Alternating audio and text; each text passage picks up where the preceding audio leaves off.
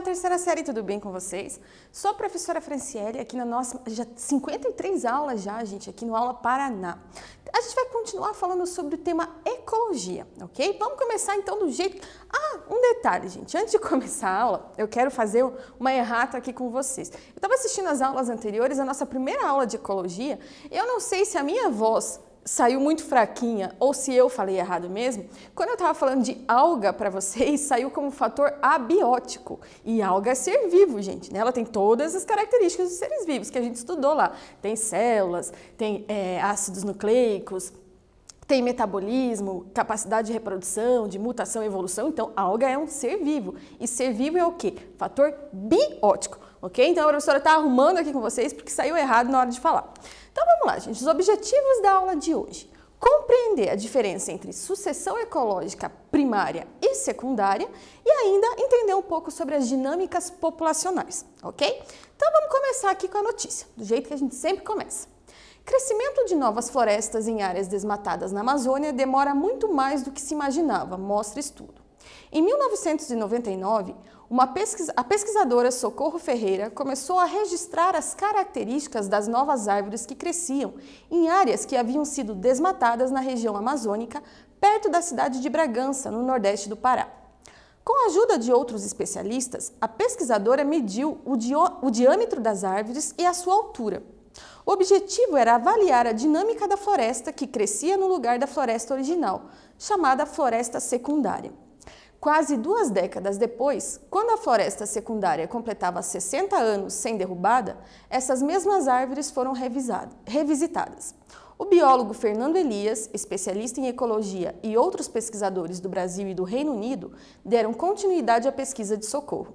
Segundo o estudo, mesmo depois de 60 anos de crescimento, as florestas secundárias estudadas armazenavam apenas 41% do carbono que as florestas que não haviam tido interferência humana e 56% de sua diversidade arbórea. Levará 150 anos para as florestas secundárias estocarem a mesma quantidade de carbono que as florestas primárias ao lado estocam. Então veja só. Está falando aqui a diferença, né, daquelas árvores que estão crescendo lá na Amazônia há muito tempo e que nunca foram derrubadas, nunca, né, não teve interferência humana, e daquelas árvores onde houve um desmatamento e cresceram novas árvores no local. Então, mostrando a diferença entre a floresta primária e secundária, né, na capacidade que cada uma tem de sequestrar o carbono do ambiente e ainda de armazenar energia. Então, veja só, esse é o tema da nossa aula de hoje, né? Um dos temas, sucessão ecológica. Então, o que é isso? A gente vai estudar e vai ver a diferença, porque tem 2 tipos de sucessão. Então, sucessão ecológica está dizendo aqui que é a colonização e desenvolvimento de uma comunidade em um ambiente, num ecossistema. A gente pode ter 2 tipos, a primária e a secundária. E tem que entender que esse processo é gradativo, ou seja, ele vai passando por fases, ele tem etapas que ele tem que passar, né? Todo esse processo aqui. Olha só, vamos começar então com a primeira, né? Sucessão ecológica primária. Está dizendo aqui que ela se desenvolve em locais estéreis, ou seja, onde nunca houve antes uma outra comunidade no local. Local onde não havia vida anteriormente. Existe isso? Existe, né? Por exemplo, ilhas vulcânicas novas, né, que vão se formando ao longo do tempo, dunas. Então, esses locais onde nunca teve nenhum tipo de comunidade, nenhum tipo de ser vivo e que agora, aos poucos, vai ser colonizado. Então, olha só como é que acontece. Está mostrando aqui que acontece, né, variações ao longo do tempo. A gente começa a primeira etapa, que a gente chama de ecese. Ainda tem a segunda etapa, que é sere ou seral, e ainda o clímax. Tá? Então, tem que passar por todas essas etapas. Aqui nessa primeira ecese, ocorre a comunidade pioneira. Tá? Então, são os primeiros seres vivos que chegam naquele local e colonizam aquele novo ambiente. Depois, vai para uma comunidade intermediária. E, por fim, então, no clímax, a floresta, então, ela alcança, vamos dizer assim, se for uma floresta, né, o máximo de desenvolvimento. Ela não vai se desenvolver mais do que aquilo, ela encontra um equilíbrio. E vocês já conseguem ver por essa figura que cada etapa tem suas próprias características, né? Você olha essa floresta aqui, né, esse desenho representando uma floresta, ele passa por diversificação ao longo de cada etapa que ele vai passando. Então, olha só, vamos começar direto com o quiz para ver se você conseguiu compreender um pouco essa introdução, esse início do conteúdo. Ao longo do processo de sucessão ecológica, espera-se que a biomassa e a biodiversidade do ambiente. Letra A biomassa diminua e a biodiversidade aumente de uma fase para outra. Letra B, aumentem de uma fase para outra. Letra C, diminuam de uma fase para outra. Ou ainda, letra D, se mantenham estáveis de uma fase para outra. Então, o que você acha que vai acontecer?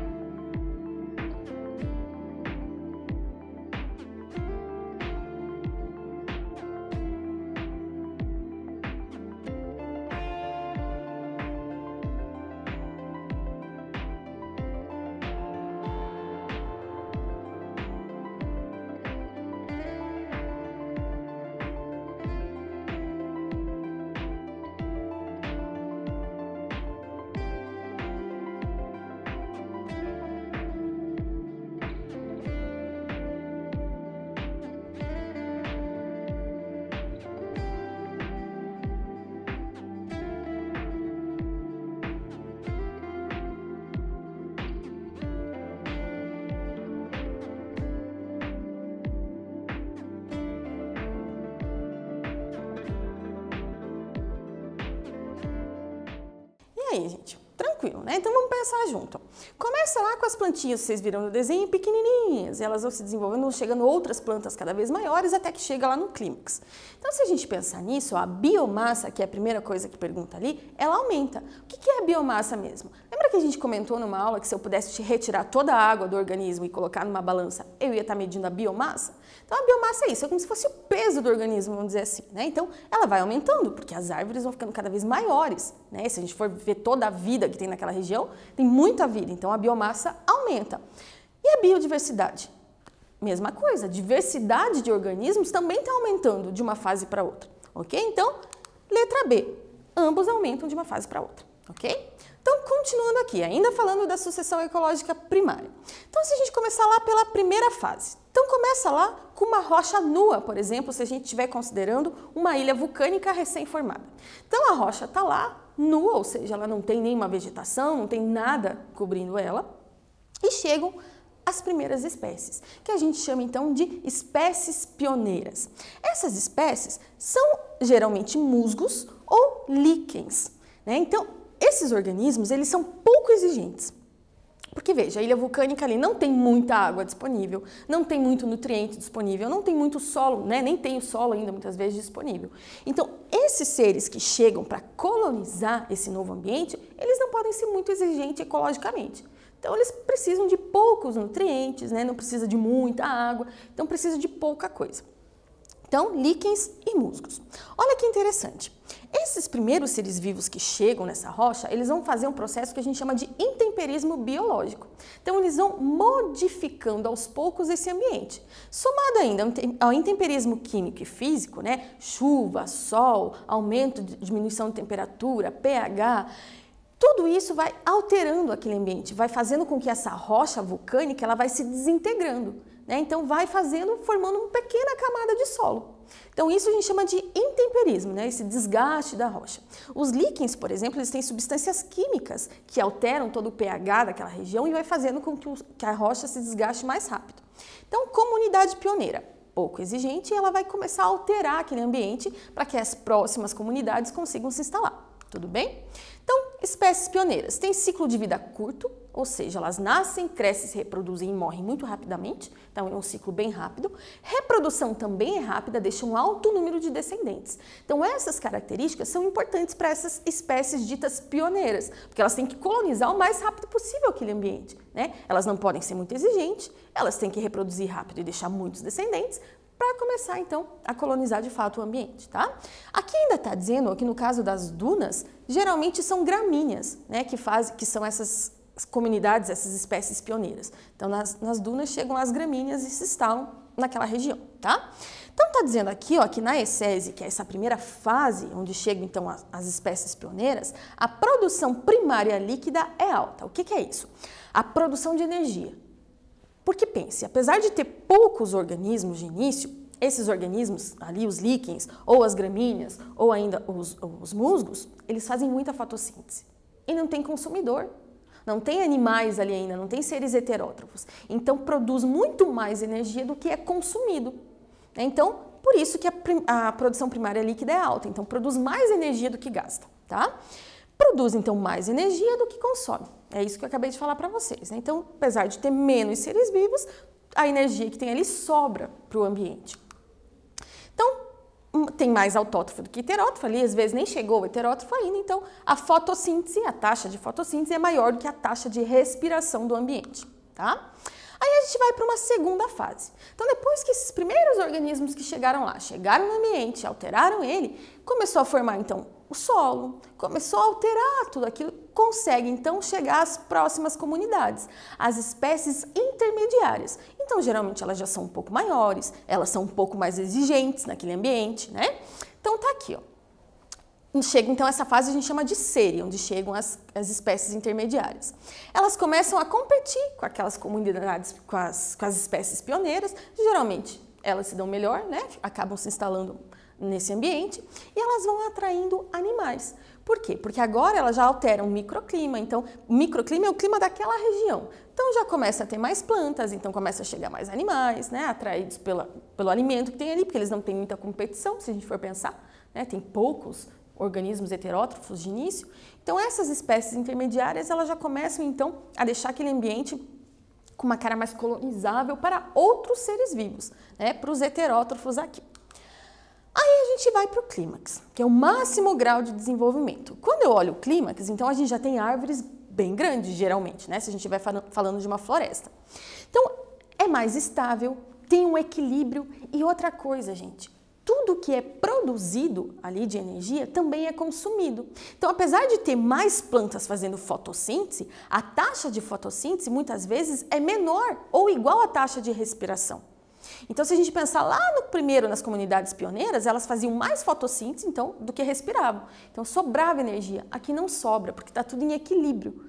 Então, qualquer coisa que eu altere nesse ambiente no clímax, eu estou fazendo um estrago ambiental enorme, porque está tudo tão encaixadinho, tão certinho, que não sobra e não falta.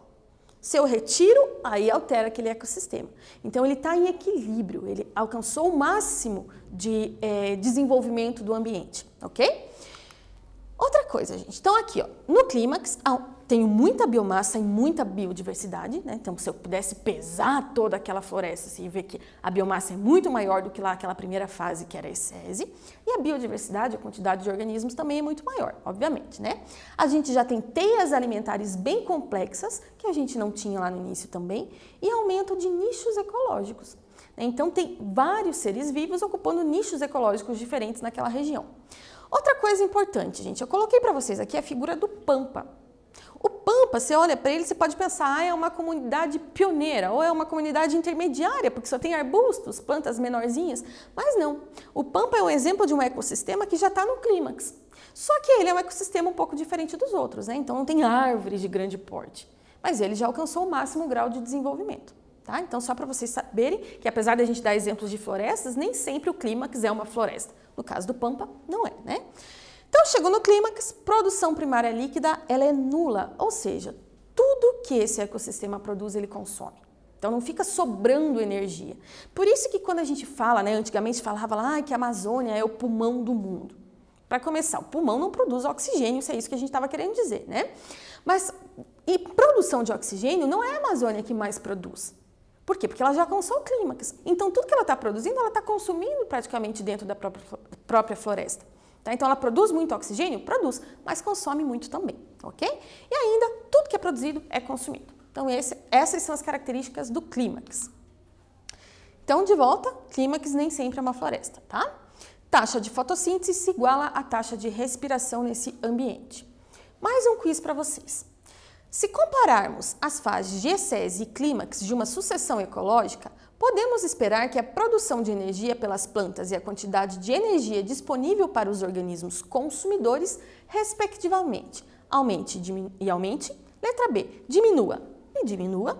Letra C, aumente e diminua. Ou letra D, diminua e aumente. Então, olhe para mim, leia de volta e me diga qual é a resposta certa.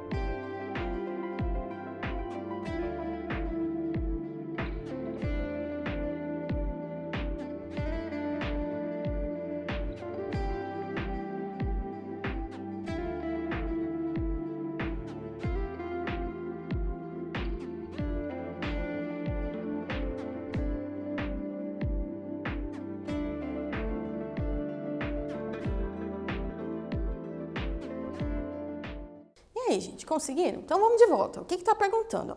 Quer saber a produção de energia e a quantidade de energia disponível. O que acontece? A produção aumenta, porque eu tenho muito mais plantas produzindo energia, mas a energia disponível diminui, né? Porque a gente acabou de falar que tudo que a floresta produz, ela consome. Olha só esse gráfico. Está mostrando para a gente algumas coisas importantes. Então, aqui em amarelo tem uma linha dizendo produção primária bruta. E ainda está dizendo para vocês que é a produção total de energia do ambiente.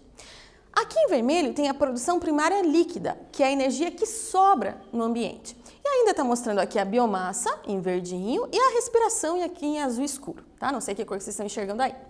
Veja, no início da sucessão ecológica, a produção primária bruta, se a gente for pensar, ela é pequena.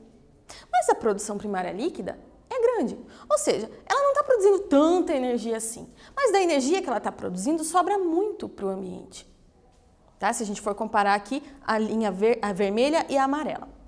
Mas conforme esse ambiente ele vai se desenvolvendo, veja só, a produção primária bruta ela aumenta, até que chega no clímax e dá uma estabilizada, né? Então a produção de energia total ela aumenta muito, porém a produção primária líquida, que é essa energia que sobra para o ambiente, ela diminui muito. Então a bruta aumenta, a líquida diminui, né? E aqui está mostrando ó, que conforme vai desenvolvendo esse ambiente, a taxa de respiração aumenta, obviamente, né? Tem mais seres vivos naquela região, então está aumentando a taxa de respiração e a biomassa também está aumentando, porque eu tenho mais seres vivos naquela região. Tá? Então esse gráfico está mostrando o que acontece então nessas fases da sucessão ecológica primária. Então, sucessão ecológica primária acontece onde? Em ambientes estéreis, onde não havia vida anteriormente. Aí a gente vai para o outro tipo de sucessão, sucessão ecológica secundária. Ela é muito parecida, ela tem as mesmas fases. Qual é a diferença? Esse tipo de sucessão, ele ocorre em ambientes em que já havia uma comunidade instalada anteriormente. E por algum motivo, alguma perturbação ambiental, aquela comunidade saiu dali, dando espaço para que começasse o processo todo novamente. O que acontece? Pode ser desmatamento, pode ser queimadas, pode ser um deslizamento de terra, então, ou seja, alguma perturbação ambiental aconteceu. Boa parte das vezes a gente associa isso à ação antrópica, à ação humana, Foi lá e botou fogo. A gente está vendo notícia direto no jornal, falando do Pantanal, da Amazônia. Mas nem sempre, A gente tem que lembrar que, por exemplo, no Cerrado, o fogo é natural, acontece lá, E não é o homem que vai lá e coloca fogo.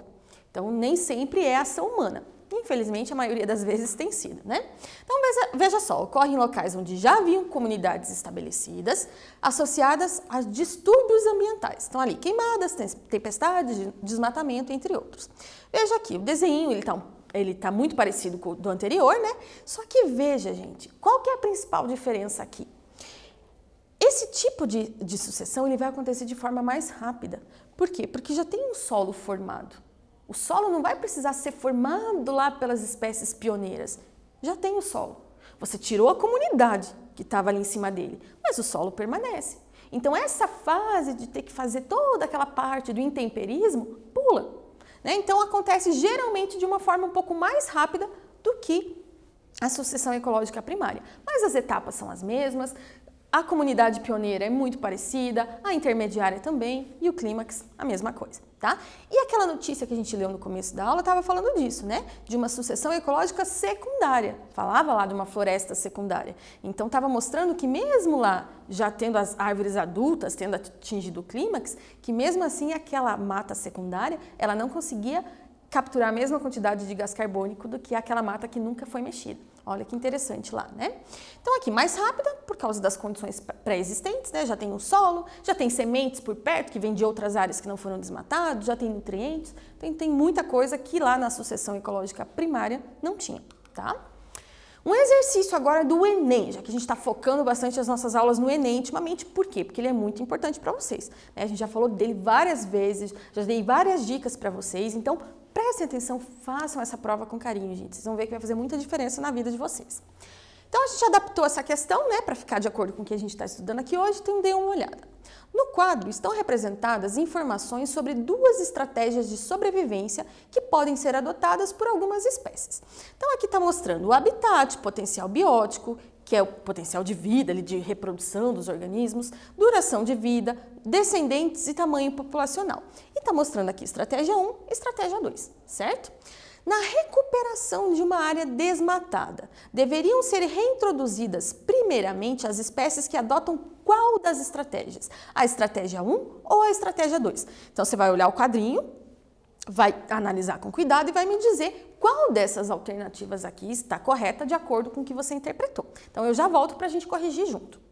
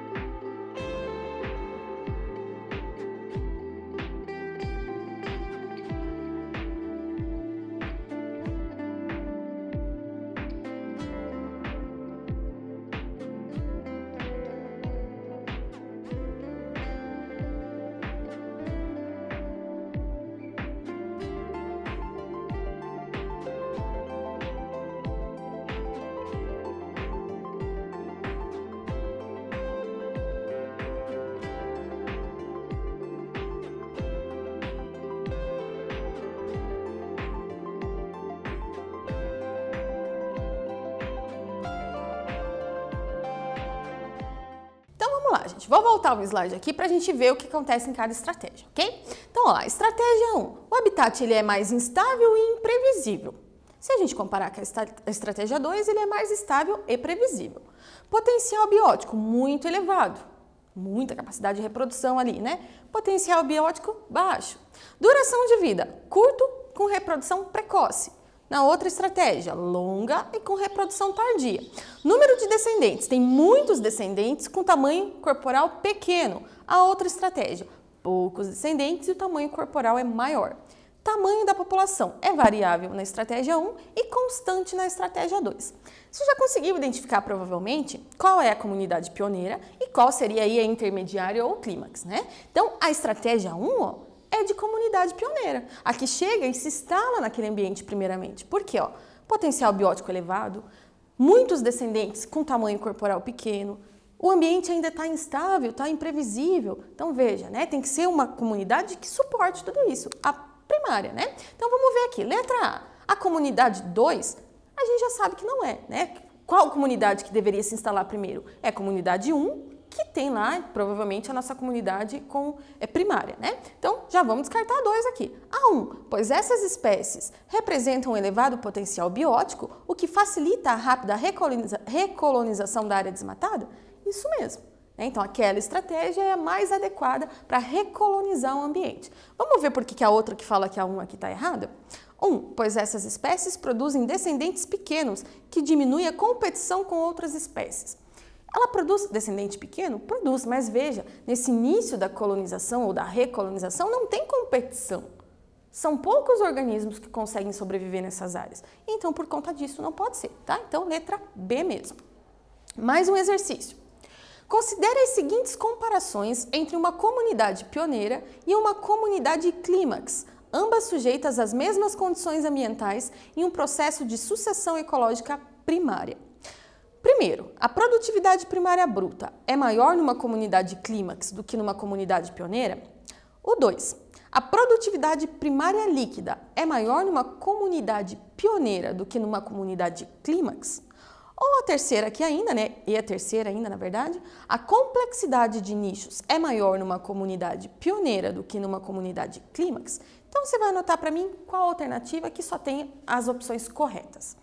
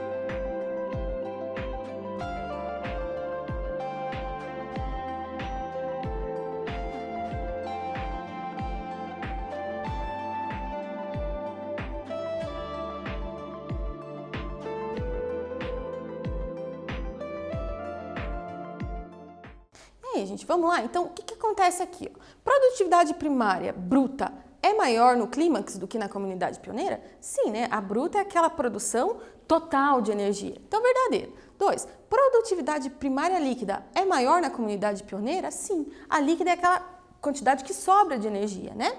E 3. A complexidade é maior nos nichos da comunidade pioneira? Não, é o contrário, né? Fica mais complexo no clímax. Então, aqui, a 1 e a 2 são as corretas. Agora eu vou falar rapidinho com vocês sobre dinâmica populacional. O que é isso, gente? É o estudo das variações da população ao longo do tempo. Então, veja, a densidade de uma população depende do número de indivíduos dividido pela área.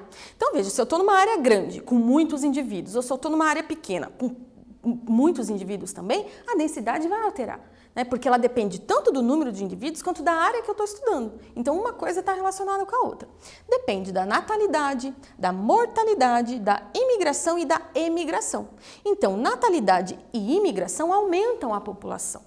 Mortalidade e emigração, que é o organismo que está saindo dessa população, diminui. Tá? Então, isso é importante e é meio óbvio, né? Então, a gente tem 3 situações aqui. Pode ter um aumento da população, diminuição da população, né, dessa densidade, e ainda a estabilidade. E tudo isso vai depender de todas essas taxas que eu te falei, de nascimento, de mortalidade, imigração e emigração, tá? Então, esse quiz eu vou responder junto com vocês, tá? Olha aqui, uma comunidade ecológica é considerada estável quando? Letra A taxa de mortalidade e emigração no ambiente são nulas? Tá, professora, se são nulas, está estável. Não, porque se estiver nascendo muito ou entrando muito de fora, não está estável, está aumentando. Letra B, as taxas de natalidade e imigração são nulas? De volta, ó, não está falando das outras 2 taxas, não posso considerar. Letra C, o número de organismos que saem da população se igualam aos que entram? Aí tudo bem, né? Se eu estiver pensando em sair, tanto o que morre quanto o que está saindo e imigrando de lá, e os que entram, os que nascem, os que estão vindo de outros locais, aí sim, se igualou, a comunidade está estável, tá? Então, olha só, o crescimento da população depende da taxa de natalidade e mais a taxa de imigração, vamos dizer assim, menos a taxa de mortalidade e a taxa de emigração. Se isso for maior que 0, é sinal que minha população está crescendo. Ou ainda eu posso representar assim, né? Eu passo uma parte para o outro lado, isso aí é mais da matemática que a biologia, ó. Taxa de natalidade junto com imigração tem que ser maior do que a taxa de mortalidade com a emigração. Quando está em decréscimo, ou seja, a minha população está diminuindo o número de organismos, tem que ser ao contrário. A taxa de natalidade somada com a imigração tem que ser menor do que a taxa de mortalidade e a imigração. E para estar estabilidade, as 2 coisas têm que se igualar. Ó. Taxa de natalidade com imigração tem que se igualar à taxa de mortalidade e emigração.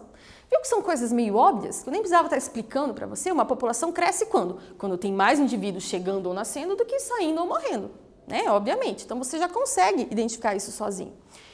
Mas tem fatores ainda que regulam o crescimento dessa população, ela não consegue crescer indefinidamente. Por quê? Porque tem a competição entre os organismos da mesma espécie ou até de espécies diferentes, predação está regulando isso também, o parasitismo, os parasitas já ajudam na regulação das espécies e ainda a densidade populacional. Ou seja, se minha população está crescendo muito, eles vão competir mais, então vai ter que começar a diminuir. Né? Então, tudo isso influencia no tamanho de uma população.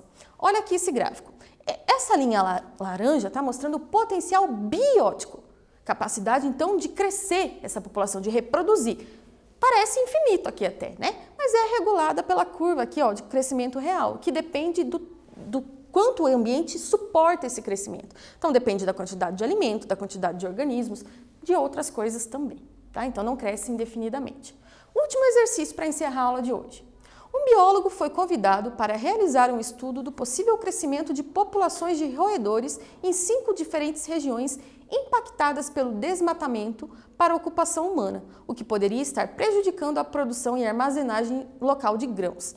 Para uma das 5 populações analisadas, de 1 a 5, verificou-se as taxas de natalidade, mortalidade, emigração e imigração, em números de indivíduos conforme ilustrado no quadro. Em longo prazo, se essas taxas permanecerem constantes, em qual dessas regiões deverá apresentar os maiores prejuízos na produção e armazenagem de grãos? Então analise e eu volto dando a resposta.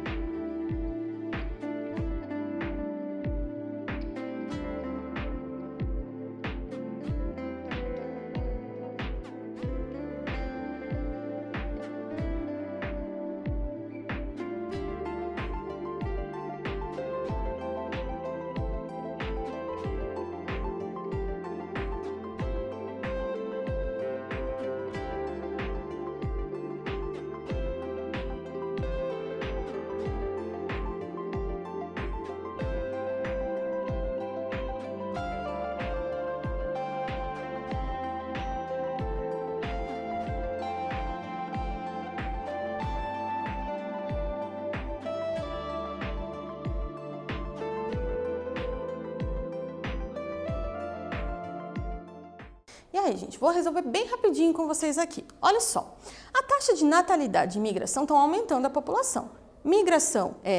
Mortalidade e emigração estão diminuindo. Então, vocês terem que somar essas taxas para ver qual a população que está crescendo mais. E vão causar mais prejuízos para esse local aqui, para a produção de grãos. Então, aqui, ó, taxa de natalidade tem que ser somada com a imigração e você tem que diminuir da taxa de mortalidade e imigração para ver qual que está crescendo mais. Fiz a continha aqui para vocês, ó, de todas elas. Então, qual que apresentou maior crescimento, se eu for ver ali? Ó? Então, a comunidade 4.